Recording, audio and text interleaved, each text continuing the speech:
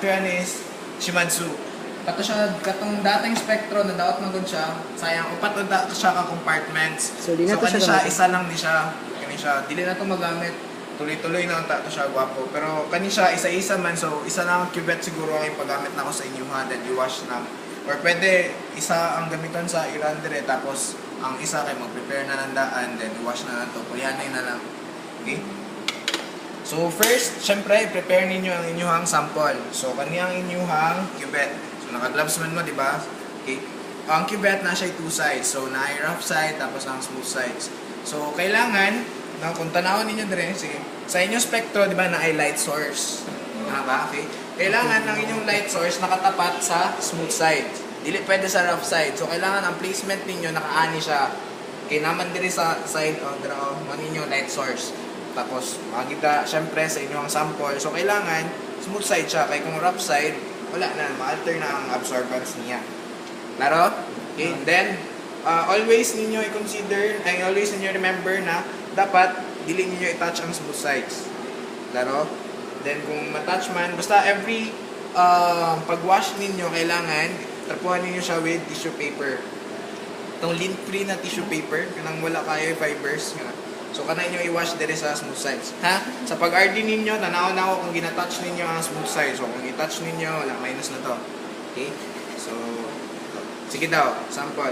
So, ibutang ninyo yung sample dire. Ang inyong standard dire. Blank sa blank. Sa pag-place sa inyong sample or sa inyong standard, 3/4 lang siya. Pwede draw ka na sa naikuha yung logo. Logo yata. Anto draw lang sa baba. Pwede na na. Okay? Pero syempre, i-wash ninyo siya. Wash ninyo siya with distilled water before ninyo gamiton. Okay? Syempre, kung naay, before na solution gigamit na rin, ma-alter na. So, kato, wash. Sige. Wash ninyo. Asa mo yung wash butter? Go. Rough side muna. Pwede pa, Ana? Pila na ang gawas, sir?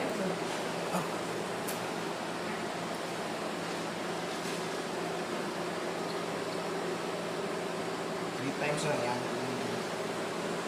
3 times.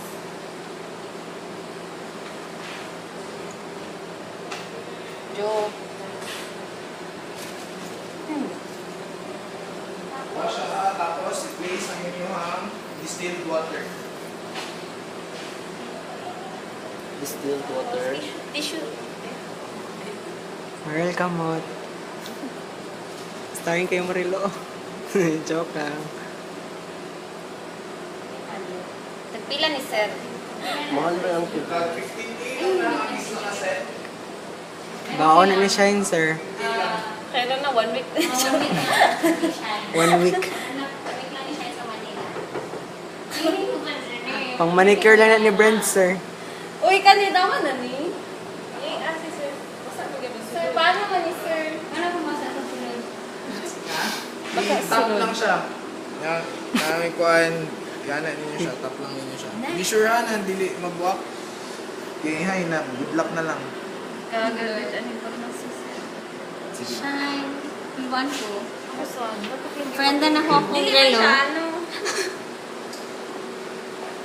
Okay na? Go pa. Okay na? Okay na, sir. Sige. Distilled water sa first. Ano sir? Yeah. Butang yung kuhan. Natun sa kanang logo na sa baba. Go shine. Uy, dili ako susunod ha. Di ba, Shine? Di man. Sige. Depende na kung pasmado ha.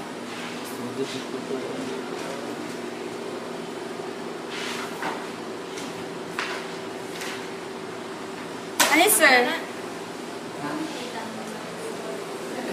Talaga, Shine? Pakita diri siya. Tapuhi ang kuhan ha. Both sides of kuhan. Tissue Okay. para be sure walay droplets. Sige. Sorry, Farrell. Go shine. Okay. Sir. Then, i-place ninyo siya sa compartment. Sorry, sir. Pwede titrapuan ng rough, sir. Ha? Pwede na. Sige. Gahi lagi. Ha? Gahi siya. Ano naman? Oh? Ano? Ha? Oh, guys. Tama ito. Tapos Okay, tapos, syempre, close ninyo na yung lead. Tapos, ang command is, di ba, nasa daghan, photometric, spectrum, quantitation, kanya siya. Kaning number 4, ginagamit niya siya for blood proteins, no? Quantitation sa same lang, blood proteins na yata gapon. Then sa spectrum, for example, na may sample, then, kumbaga baliktad siya, i-identify niya kung unsang wavelength siya mas gwapo ang reading. Tapos, photometric ta, no? Photometric analysis. So, number 1, press ninyo tong 1. Kita ninyo, no? Then, ang wavelength, no? I-adjust ninyo syempre ang wavelength. Kaya lahi-lahi mag-wavelength ang naka-assign. So, ang wavelength ana is...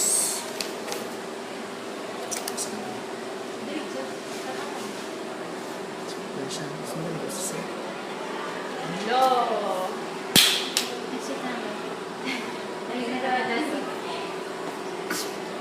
Hello! Nandito ako sa Maui.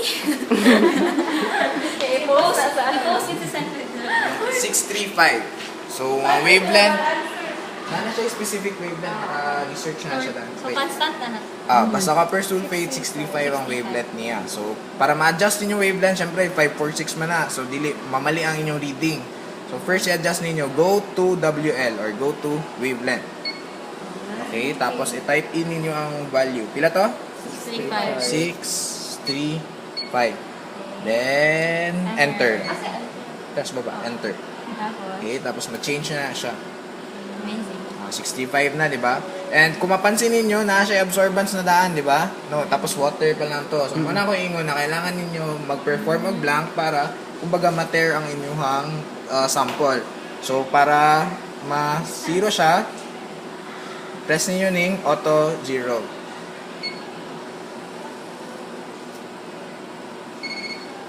Okay? So, okay na. Error. So, after ana, press ninyo ang start.